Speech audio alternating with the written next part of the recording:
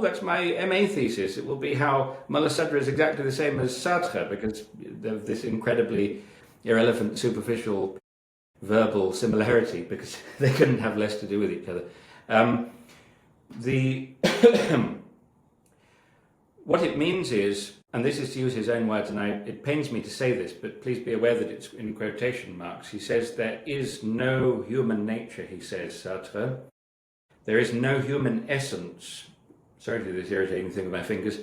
There is no human essence because there is, he says, there is no God, Sartre says, to have a conception of it. Now, it's a very, very evil thing to say, but it also understands that Sartre understands philosophy, and that's why he's one of my favorite munharifin, because he understands philosophy. Just like John Stuart Mill. Usually these munharifin don't understand philosophy, and they say silly things, and you say, well, you don't understand philosophy. But the really interesting thing is when they understand philosophy, and they still choose the battle. And so what existence as prior to essence is it's an affirmation of radical constructionist freedom. There are no essences. You are just a pure being. As a human being, you are nothing. You will only be something later. When you have accepted, you've embraced that bleak reality, that there is no reality. So it's a radical acceptance of Lockean tabula rasa. I mean, in a way, it's a very radical acceptance of John Locke's assumption of a clean slate. In the sense, he existentially constructed that tabula rasa in terms of the wujud. Exactly, and you're showing the continuity between empiricism and existentialism, because again, what the modern world loves is to create this picture of bewildering multiplicity. So you think, well, there's just so many ideas, and it's all there's a very simple lineage. Especially really also when people say Islam is a reductive religion, it's 1400 years old, and I say, oh, you are coming from Greek tradition, it's 2100 years old, it's 2600 years old. So you have a more reductive tradition. If only linearity of time is the only criteria, then you have a prior claim in terms of when you're older, and that means more reductive. So if that's the methodology, because it's all discursive, they also have a discursive tradition as any other civilization that claims it. Truth is timeless. Morality is timeless, right? And it's one thing I'm reminded of, Hasan, is of what you have written.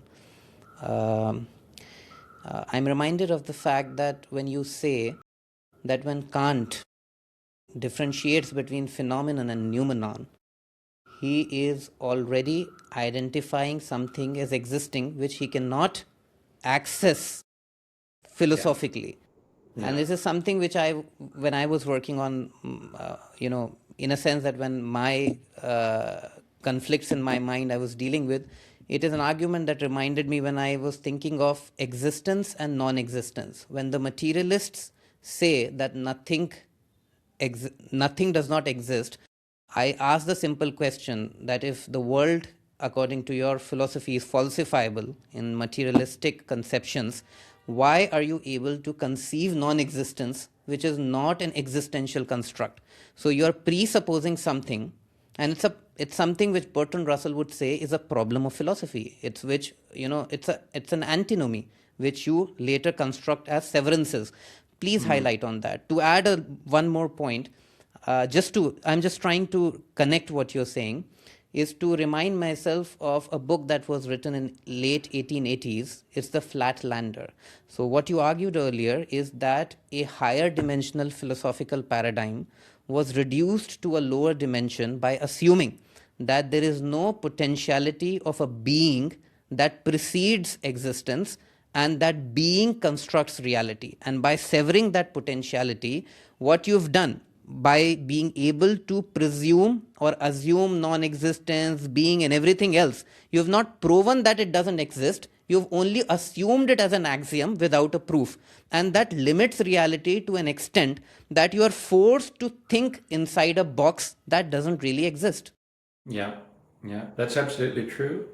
And I think that when we talk about Sartre and existence as prior to essence, and, well, Muslims might be saying, I don't live through that lens. I don't even recognize it.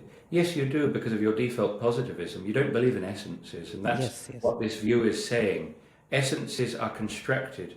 Now, you might say, well, one might say, well, I don't deny that there are essences and there's a way that things really are.